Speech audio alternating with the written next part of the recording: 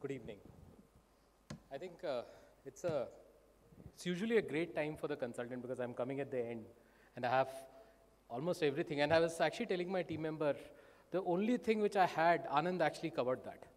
Okay, so I have no slides. In fact, there was a slide, and I don't want to present that because Anand actually presented that piece. But on a lighter note, there's small bit of use case I want to create and show that. But before that, I want to leave my learnings. I actually share those with you. Passion.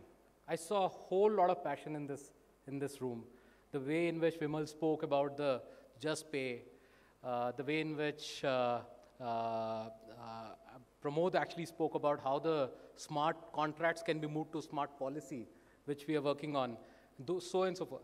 The second is, I think everyone said it's a journey. And that's what it is, actually. We started, I was looking at this e-governance thing from 2002 onwards, where the first program, e-Bharat Nirman, which is the national program, started. So it's been a journey. Every time we are going one step ahead. But interoperability, and I'm an ex-IBMer, as soon as I was telling others, as soon as we hear word interoperability, we resonate with MQ series, software and so and so forth. So interoperability at an application and at the services layer, it's music to the ears, because if you remove the hat of a consultant or a technology player, the services that we actually consume on a daily basis, we are having multiple challenges. And I think one of those came into forefront during the pandemic. It was a boon as well as a problem. And that's where the whole story, is all about. During the pandemic and the lockdown in particular, I think most of us were dependent on how the supplies will come, who will deliver to us, because we are not allowed to go outside, those so and so forth. That's when I think most of us, at least I can talk about myself and few of us, realized the importance of the gig economy. The way in which they were actually building became a backbone of at least the urban infrastructure here, or the livelihoods here, the gig economy. Now, going forward, 2 years down the line, did we actually do anything to help them? Is I think this case is all about. So, the biggest problem, one of the biggest problem any of the gig worker will actually look at is, and I'm not going to go into details of the entire chart and everything, and I help save a couple of minutes here, is the employability part of it. Where will I get my next job? Okay, I might be actually working in the daytime for X thing. In the afternoon, can I work for Y? And I saw there is a chart which actually showed how a backend protocol can help a mobility as a service model for a gig economy worker, right? But we need to actually, and I really love technology, but I somehow actually want to bring down to the grassroots level on the business front.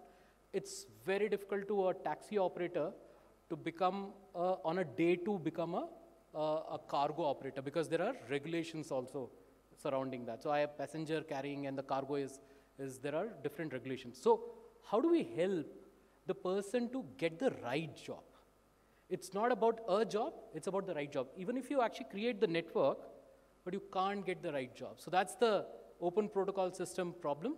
And I think I'll leave, because all of you are thinkers, and we are the people who can actually pose the use cases and the challenges. So the first thing is, how do I actually get the people to think about the grassroots level issues without trying to go into the regulatory part of it?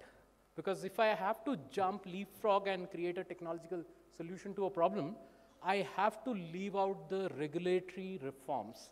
If I need to jump into that, it's a whole new ballgame. That's one. The second, Anand actually touched upon the skilling part of it. Yeah, it's amazing. One is too many. Excellent, because I know my kids were hooked on to Byju's, and whereas the content was lying somewhere else, forget about gig workers, even the kids. They need the best of the quality education, but they are actually stuck to one single platform. How do I actually enable? But more than that, how do they know that there are platforms available to do this? How will they learn how to search and find out the right content for them? Who will tell them that this skill or this course or this credit will actually move them into higher paying jobs. Or this is what is actually, for example, this accreditation is valid for getting this job.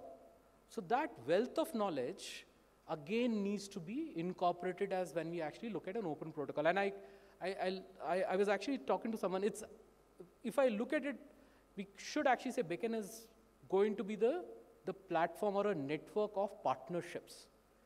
Because the problem will be solved by someone else, not by the education guys or the employment registry guys.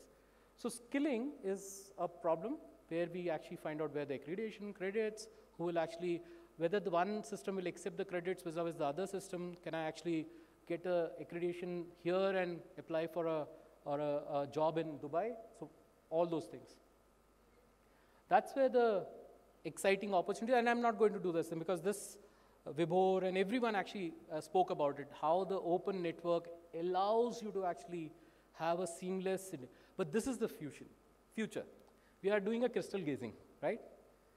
Before that, there are two most important elements. One, the readiness of the various parties. And everyone is working slowly and slowly, hyper-local to a state and the central government. But most importantly, we have to get the gig economy workers also get ready for this. The adoption by them will actually be the most important, and they onboarding this is extremely important for us. I'll not go for this, but I'll go for this. So I have 2.5 minutes. I'll just close it in 1 minute. Advocacy. I hate this word, but I think the most important is advocacy here, because what happens is interoperability was a subject and a thought process, standards and everything was there or has been there for decades and decades. But the advocacy to become part of the mainstream of government and various private sectors is what is required by all of us, sitting all of it. Being in this room itself is the first step towards actually saying that let's put one foot forward and tell the government that we need this. Okay, that's one. Awareness, it's on the other side of the thing. The people who actually needs to adopt this, the awareness needs to be there. I think Thomas from Amsterdam spoke about digital cooperatives, so therefore I could not actually, I'm not going to show the next slide, which is about digital cooperatives. Again, of hyper-local societies which can work, not even at the city level, maybe even much lower than city level, maybe in a society level. MyGate is an extremely good example of how they created a hyper-local community at a society level. But can I do a MyGate of all services talking to each other? Because MyGate is, at the end of the day, closed platform for themselves. And secondly, the last two is important. Who owns the digital infrastructure? Because somebody has to drive the ride on that digital infrastructure. Is the government? Is it the third party? Or can I actually make this digital infrastructure freely and shareable across and it will become larger when I have to actually do a cross-country sharing of resources and who will own that digital infrastructure? It's a regulatory issue. And finally is the end of the day, the moolah is most important. Where does the money comes from, okay? So everyone needs to actually come together and do this as a co-share, co-develop. But I think the funding needs to come in thick and from all of us. So that's one of the important. Government of India has actually acknowledged DPGs and DPIs as one of the most important elements. But I think the proof of the pudding is having that fund on the table and giving those money to the respective app providers. Thank you so much for your time. NSN Murty from Deloitte. Small firm.